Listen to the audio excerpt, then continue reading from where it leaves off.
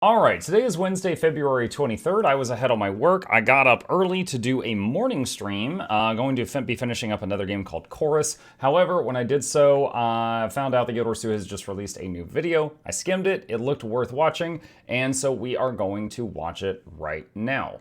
I'm going to reposition this ever so slightly, and let's take a look at what they just released. Now, it is called The Story Thus Far. If I have to say it, spoiler warning, it's probably going to show some, hello Season. It's probably going to show some stuff from the story. So if you are concerned about spoilers, now you should know. Okay, let's go. I'll try to get through it once without talking, and then we'll go back through again.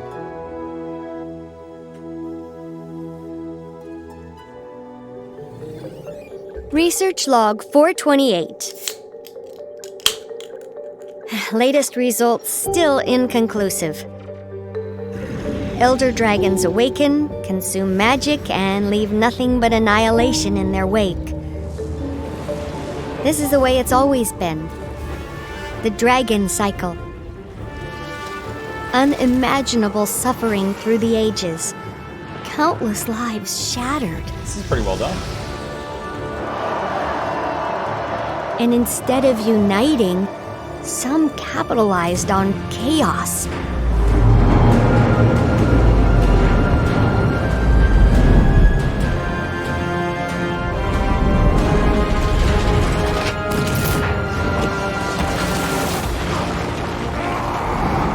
Some of us fought back. Turning it down just a touch. Heroes across Tyria banded together. We came from different corners, but shared a vision of a better tomorrow. I'll say it later. Not everyone made it.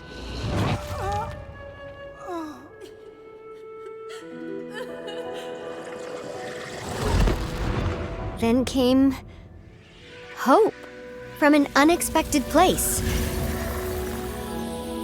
Aurene, who we raised from an egg. With the prismatic dragon on our side, we have a chance. A chance to finally break the dragon cycle.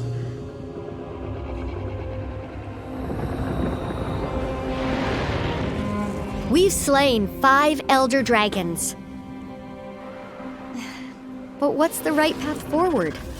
Every elder dragon death has made the whole system more unstable. There have been many theories.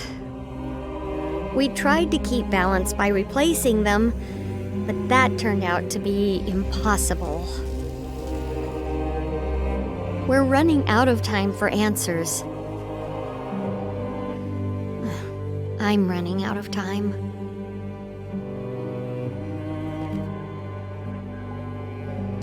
That was some good storytelling. Is that it? So they took a bunch of events from the story and they showed them completely out of order. And they made it look like it made sense for this video. I'm actually impressed. I'm actually impressed. They showed a whole bunch of crap completely out of order and made it look like it made sense for this. All right. Let's send more peach-related paraphernalia to Aralazan.2756. Okay, thanks, Asen. Okay. Alright, so let's do a recap. First of all, I like that she winces when she gets in the chair and her chair has a big fluffy cushion. Those are two little touches that I like. For anyone that I'm going to recap this as if I'm talking to people that really don't know the Guild Wars 2 story that well, and then maybe some of you will enjoy, some little tidbits from it. So Taimi is suffering from a disease that's similar to muscular dystrophy, which you slowly, eats away at your muscles until eventually your heart stops working and you die. Now, she, for a time period, she thought that she was fine, but then it came back. I don't know, a relapse? I don't know if that's the right word, but it was idle for a while and then came back and was hitting her heart again, and she continued that. Now, we did see in one of the previews for Cantha, End of Dragons, that there was a scene where she had what looked like jade feet or jade boots or something. Like, this is the tiny outfit in the gem store. You can't change anything on it from the neck down, but she had this outfit on and like these jade splint things on her feet and was walking around. I don't know if she hacked her legs off and got jade prosthetics. I don't know if they're just like jade exosuit boots that help her walk or something like that. I can't imagine they solve the muscular dystrophy thing. I assume that they just help her with the symptoms and walk around. However, it was almost like in the story, it felt like they forgot she was dying. That sounds silly, but it was like in season, what was it, 1? She was like, "Hi, my name's Timey and I'm dying slowly." And everyone's like, "Oh my God, you precious little cherub, you must be protected." Like, that was in season 1. And then there was a few seasons where it was getting worse. And then it was just like they just didn't mention it for many, many years. Like, they just completely forgot about it. And then all of a sudden, it, like, there's lots of people that like her character, lots of people that hate it. I like her character. I'm not happy to see her dying again, but I like that they remembered, if that makes sense. Okay, I like that they remembered. Research log 428. Latest results still inconclusive. That's obviously her desk in the Eye of the North, which is like a few feet away from Aurene, where she and Gorick are working. Elder dragons awaken, consume magic, Zaitan. and leave nothing but That was the cutscene where Mordremoth woke up. This is Kraukatork. annihilation in their wake. Jormag, Primordus. This is the way it's always been. Heart of Thorns dragon opening. cycle. The shadow of Kraukatork flying over Path of Fire, and the brand coming up. Unimaginable suffering through the Zaitan's ages. minions. Dragon response mission where Jormag freezes everybody. Shattered. This is when we managed to... This is the first time Primordus woke up, when his head was the size of like a continent, and we managed to put him back to sleep with one of Timey's device after Balthazar tried to interrupt us. The char being useful. And instead of uniting, some capitalized on... All right, so we know that this scene is fan-made because in the actual lore of the game, Mukluk is floating here. I don't know who this guy is. chaos. All right, this is Scarlet. Scarlet was the villain in Living World Season 1, which is the one that you cannot replay. She was... I'm gonna super TLDR this. She was a brilliant Sylvari that was sort of... She went crazy because of Mordremoth and some other factors. And she made all this crazy stuff, and she blew up Lion's Arch. For any of you who have not played the game since launch, the current Lion's Arch is like in the story, it's like the third or the fourth one. But in the terms of the Guild Wars 2 game, it's the second one, and it looks very different. The first Lion's Arch had a very different appearance. They actually destroyed the city and made a new one with different buildings. There's the gunships over Old Lion's Arch. I didn't know, I wasn't sure if it was going to show it. So right here, you can see like this is the old portal hub in the city and the dock and stuff like that. Like, fun little fact, if you're doing the old story missions, like when you meet Tybalt in the Order of Whispers and you're in an instance version of Lion's Arch, look around. It's the old one.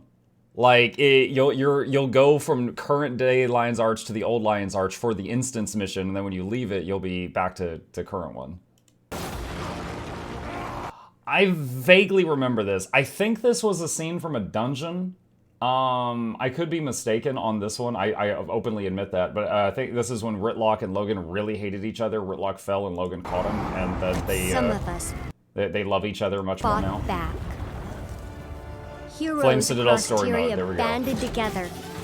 This was at Joko's front door when the third generation Scarab Plague was coming out the door, and everybody used their force field abilities to try to block it. And the thing is, he does a Guardian Bubble, and one of them does a Hollow Smith shield. I don't even know what the other one of the two of them fires, because on the door you We only see came two from shields. different corners, but There's Keith. This is really odd. So again, they say we came from different corners. shared a vision of a We shared a vision, and they show a clip of Bram from when he abandoned us and stopped working with us to go fight a tooth. Again, very clever use of cutscenes put in a different order to tell a different stories. So we share a vision, and they show a friggin' some of the video of Bram after he ditched us. Better tomorrow. All right. Not everyone made it. So this scene. Not everyone. I believe that's Traherne and Air and Zoja and Logan. And she says, not everyone made it. As it's zoomed in on Not Zoja. everyone made it. I hate that. So honestly, it's been such a point of contention in the community whether or not Zoja's alive. So Zoja got, the ship blew up. Zoja and Logan, we found them in blighting pods. Mordramoth was doing some mojo to them. We pulled them out of the pods, and they were both like stammering and they weren't making sense. And we sent them for medical attention. Logan was crippled for a while, but by the power of Queen Jenna's feet, he was healed. And so Logan made a full recovery, and we never saw Zoja again. Now, there is a moment in the story where you see the ghost of Snaff and Air. Air dies, but not because of this explosion. I warned you there were spoilers at the beginning. And Traherne was fine. I don't know, he flew or something. So you see the ghost of Snaff, and he meets Timey, and he's like, oh, Zoja told me all about you. Now, a lot of people on the forums and stuff like that, they're like, oh, well, that means that she's dead. She talked to Snaff and the Mist. And other people are like, well, no, she could have told Snaff why they were both alive. And then people were trying to put together a timeline of if Zoja knew Timey before Snaff died, did they have time to talk? And it's crazy. But the point is, we don't know. We don't know if she's dead or not. And, if she was alive, if only we had a healing dragon or something like that that could have fixed that. But we don't know. We have no idea. So, yeah, so they say not everyone made it, and they show Zoja falling. I don't know if that's them trying to put the nail in the coffin there. I hate it. I like Zoja. I hope she comes back. Felicia Day. There's Air getting impaled. And that wasn't her. That was Kelcro. He's a patron. Hi, Kelcro. This is Marjorie and Marjorie's sister hanging around. I'm a dad. I had to do it.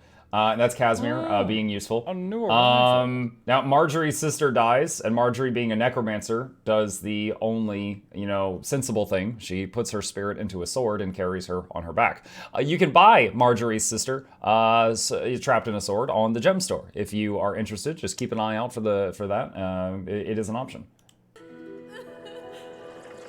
That's Traherne doing Vegeta's final flash attack. Then came hope from an unexpected place. Deus Ex Machina.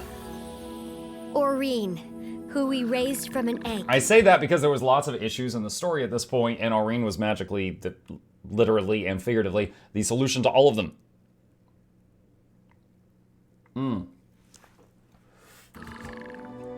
With the prismatic dragon on our side. Also, hold on a second. From an egg. I'm not even an Aurene fanboy. That is freaking adorable. Like teenage Aurene, adult Aurene, It's like the Kanye meme. I'm just like this, but then this one, right there, that one. With the prismatic dragon on our side, we have a chance. A chance to finally break the dragon cycle. So again, Zhaitan, a shot of us killing Zhaitan, and the way this is laid out, it kind of implies that we got Aurene's help or something for it. But Zhaitan was way before that. Also, Zhaitan is my favorite Elder Dragon. I love a good old zombie apocalypse story. And Zhaitan, his head is made of snakes. Like his jaw is made of like he is such a wild looking dragon. The artist did an incredible job. I love how Zhaitan looks. The mouth of Mordramoth, not even technically an Elder Dragon, had nothing to do with that chunk of the story. And they include it here, but again, it looks like, yeah, okay, that's great. We've slain 5 Elder Dragons. Zhaitan, Morty, Kralkator, Jormag, Primordius. Okay. But what's the right path forward? Every Elder Dragon death has made the whole system more unstable. All right, this scene was a part in the story where they said, she was showing this diagram, and she said, if we kill one more Elder Dragon, the world will die. Like, the energy gets released. If we kill one more, we'll all die. And I'm pretty sure that was before Krauk? Because I think we killed Krauk, Balthazar, Jormak, and Primordus since then. I might have the timing wrong. I'm sure I'll be told, later on. But, yeah, so a lot of people were like, did they just retcon this and ignore it? And then a bunch of other people said, well, no, we found Aurene after that, and Aurene is the solution to all life's problems. And they actually, it's just like Aurene's witnesses. They have bumper stickers that say, what would Aurene do? Like, she is the answer to everything. So basically, it's like, you kill the Dragon of Death, and then the death magic gets loose, and it just goes all over the place. But also, all the other dragons get the death magic, which is why Mordremoth then had the undead zombie plant minions, and then Jormag had the frosty minions. Like, that was the Zaitan magic kicking in. However, Aurene is now gathering all this excess magic, so she's getting, like, so strong she's going to explode or something. I'm honestly wondering oh, my camera's getting fuzzy. In End of Dragons, I'm wondering a little bit if, like, I would predict, we're down to Aurene and, like, the water one, I think. There are other dragons, but those are the elder dragons. And when one dies, the other gets the power. I feel like if the water one turns evil or something and we kill it, then Aurene's going to have so much juice, she's going to be like a nuke, and she's going to be like, I need to leave Tyria for the fate of the world. I love you. Bye-bye. Kisses. And then she's going to fly in space and just, like, become a new neutron star. Like, I'm guessing End of Dragons is going to be we kill a baddie and then have a sad farewell with Aurene, and then she's going to go off like a bomb or something. So we'll see how that goes. But yeah, this is from a point in the story where we thought, one more dragon and we're dead, so we gotta find a different solution. And then we didn't really. I mean, we sort of did. The new solution was basically, oh hey, Aurene. Every Elder Dragon death has made the whole system more unstable. There have been many theories. We tried to keep balance by replacing them, but that turned out to be impossible. Can you imagine? Alright, so we whipped up a Duracell battery to act as Zaitan. I think we fixed the world. That'd be great. We're running out of time for Again, brilliant cinematography. She's like, it looks like they're all sad because they're running out of time. No! This was a scene when Aurene was dead. She got better. This was a scene where Aurene was dead before she got better, and they're all like mourning, but it looks like they're sad because they're running out of time. Brilliant. Answers. I'm running out of time. Bram's like, hey, Aurene's dead. You good? And she's like, don't talk to me. So she says, I'm running out of time there. I'm running out of time. Which, again, I'm happy to see that they're calling attention to what I considered was an important storytelling plot device, which was Taimi's on a time limit, unless she solves it. Now, it very much seemed like for a long time that what they were going to do was use Blish as a storytelling device to fix Taimi. Blish was Gorik's brother, and he moved or copied his consciousness into a golem before his physical body died. And I mean, we left him in eternal torment and agony in, a fate worse than hell inside of the branded place, and we didn't even go try to look for him after we killed Krakatork or anything like that, but I'm sure he's fine. But, we thought that she was going to use his research, that Taimi was going to use his research to put herself into a golem when she eventually ran out of time from the muscular dystrophy stuff. And of course, I had the fun idea of putting her in the Twisted Marionette. Taimi, yes! Then she could just stomp all our enemies, throw Bram at them, it's fine. But they haven't done that. And again, we saw screenshots from Cantha of her walking around with the jade legs. So we'll see how that turns out. But Yeah, interesting. Interesting. This is basically, your recap episode of your anime season. And there's a tiny bit of footage here that is maybe new, like her climbing in the chair and wincing. The rest of it is recap stuff put in a different order, which I think is actually pretty brilliant. I think it's actually pretty good. This actually, I think, this has potential as a video that could possibly pull in new players. I think this has potential. I think this has more potential from as a marketing video than the video showing Kantha with the. Sorry, I'm just saying how I feel. But the video where it's your children owe me their lives because of Jade. And then, it shows a fishing skiff and stuff like that. I think that, this does a better job of sparking interest in the story. I think they did a good job with this. They didn't even show Balthazar in this, I just realized. They showed a lot of bosses, but they didn't even show Balthazar. But again, the focus was the dragons. Mortimer, hello, Ptolemy. Isn't that Chairman Eye of the North lab they have with Goret? Yes, I did mention that earlier on. This is her in her lab in Eye of the North, I'm pretty sure. Yeah. Latest results still inconclusive. Yeah, it is. This is better than the shiny sparkly teaser most of the year. Tell you green, excited to show this to new players. People that haven't played many years. Morning, Mock. No, that makes a lot of sense. Kantha video felt good to former players. Yeah, it felt like the Kantha video was trying to get people that had played the game before and hit them with nostalgia, or something like that, which is totally fine. But, you got to also make an effort to try to, rope in the new players, stuff like that. I was hoping to fight Lissa. There is so many, oh gosh, what is the fan? There's a fan theory that I think that Queen Jenna and that other lady over there is Lissa, because Lissa's two people.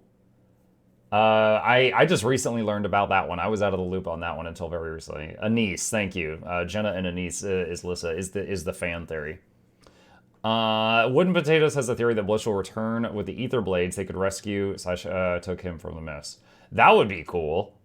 That would be pretty rad if that actually happened. I would love to see Blish again in some form, because he's still out there, and there was that whole thing. The thing is if he's just completely offline, that's fine. But I felt like there was that scene where you were at the dock. And they turned off his golem body, but left his black box online. So his mind was awake, but his body was off. So he had no touch, taste, smell, hearing, or vision. He had no senses, and he was just trapped in darkness, and he was screaming. And so when you find him in a box at the dock, Gorik turns him on, and he's like, oh no, and he turns him on, and he immediately just starts screaming. And it was disturbing. Because he's when you finally calm him down, he's like, I was trapped in the darkness. I don't want to do that again. I don't want to do that. That was worse than death. And it was basically an eternal torment for him. And so if he's in if his golem body's in the mist and his black box is still awake, he's been in hell ever since we left him there.